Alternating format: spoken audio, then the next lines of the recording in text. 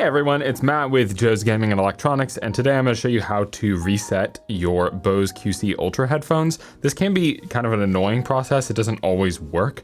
For whatever reason, the Bose instructions are not the clearest. This is great if you're trying to sell the headphones or if you're having any minor sort of software glitchy, bugs going on with them. This is always the best first troubleshooting step, is just to try resetting the headphones. Sometimes you need to reset them a couple of times, but it doesn't take that long, so it's pretty easy. So the first thing we're gonna do is hold this Bluetooth/power button down for a few seconds.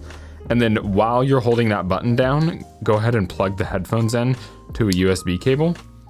And you'll see the charging light come on, and Bose says that this light is supposed to flash a couple of times. I haven't actually ever seen it flash when you're resetting, but then you just let go of that button after a couple seconds, and they're supposed to be reset now. So that's how you reset your headphones. If you're having any issues with them, like I said, this is the best first troubleshooting step. So thanks so much for watching. Have a good one.